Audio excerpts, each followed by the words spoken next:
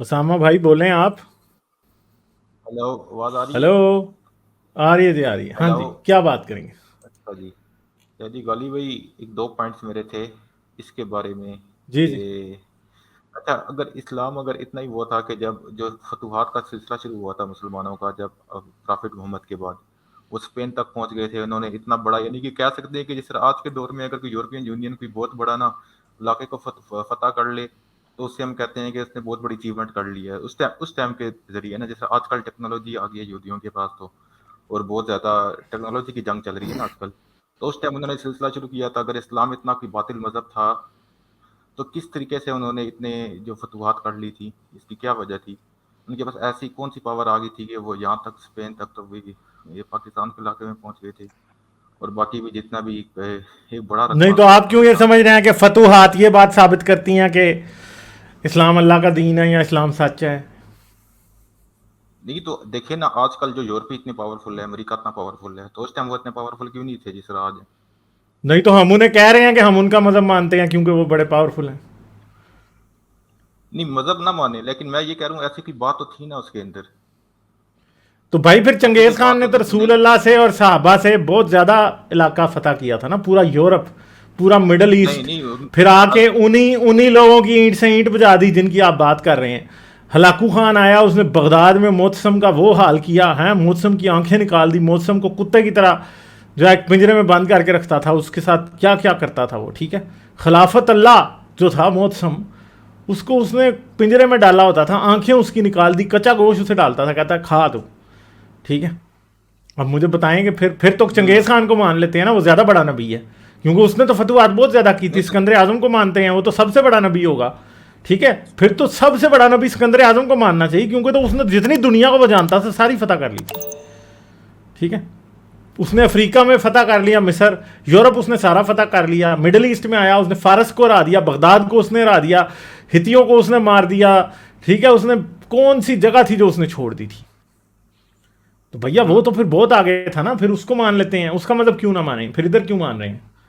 کیا خیال ہے؟ اچھا اچھا، چلیں ٹھیک ہے. بس آج ریسنٹلی میں ابھی ڈبیٹ سن رہا تھا، اس کی کافی انٹرسٹنگ ڈبیٹ لگی ہے مجھے، غالب کی اور جو کیسر کی ہوئی.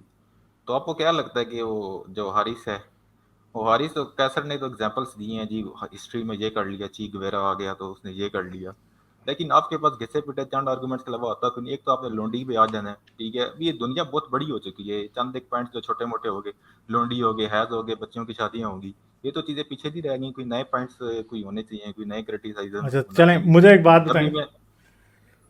ہاں جب کسی مجرم کو عدالت میں حاضر کیا جاتا ہے تو اس پہ وہی بات کی جاتی ہے جو اس نے کیا ہوتا ہے، یا کوئی اور باتیں کی جاتی ہیں؟ جی، تو یہاں پہ مجرم تو یہاں پہ کوئی نہیں ہے، ابھی مجرم کی بات نہیں ہو رہی. مجرم کیا اسلام ہے نا مجرم یہاں اس پہ، طرح. اس لیے نا مجرم اسلام ہے تو اسلام پہ لونڈی کی بات کی جائے گی، کیوں نہ کی جائے.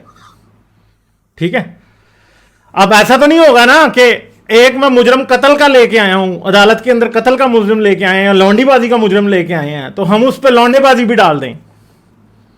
ٹھیک ہے، جو اس نے کی نہیں ہے. تو بھائی باتیں وہی ہوں گی جو کی ہوئی ہیں. اسلام میں اگر لونڈی بازی ہے تو لونڈی بازی کی بات ہوگی، اگر لونڈی بازی نہ ہوتی تو لونڈی بازی کی بات نہ ہوتی. ٹھیک ہے، اگر اسلام میں خیر لونڈے بازی بھی ہے، اگزامپل ذرا تھوڑی سی غلط ہو گئی ہے، لونڈے بازی بھی ہے، لونڈی بازی بھی ہے اسلام میں. ٹھیک ہے، تو اب بات یہ ہے کہ جو چیزیں ہیں انہی کی بات ہوگی نا. اب آپ اسے یہ کہہ کہ یہ گھسی پٹی باتیں ہیں، آپ کو ہو سکتا ہے گھسی پٹی لگتی ہوں، مگر نہیں آس سر. پاس آپ کے ایسے لوگ ہیں جن کو یہ باتیں جب پتہ لگتی ہیں نا تو ان کے پاؤں کے نیچے زمین کھسک جاتی ہے. اسپیشلی عورتوں کے پاؤں کے نیچے سے زمین کھسکتی ہے جب وہ سنتی ہیں یہ باتیں کہ اچھا عورت کو اس طرح استعمال کر رہے تھے اتنے گندے طریقے سے. تو آپ کو یہ اس لیے نہیں ایسے لگ رہی کیونکہ آپ انسینسٹیو ہو چکے ہیں. یعنی انسانیت کا دامن جو چھوڑ دے نا اس کو لگے گا کہ لونڈی بازی بہت چھوٹی سی بات ہے. نہیں، بہت بڑی بات ہے. اگر آپ لونڈی ہوتے اور آپ کو پکڑ کے 6 بندے آپ کا ریپ کرتے تو آپ کو کیسا فیل ہوتا؟ بتائیں مجھے، کسی نے ریپ نہیں کیا بتائیے. 6 بندوں کا، یہ آپ کہاں سے؟ اچھا، ہاں، جو آپ حدیثیں اٹھاتے یہ ہیں آج والی آپ میری یہ ویڈیو بالکل دیکھیں تو آپ کو پتا چل جائے گا، ریفرنسز کے ساتھ بتایا کہ 6 بندے بھی ریپ کر سکتے تھے ایک لونڈی کا.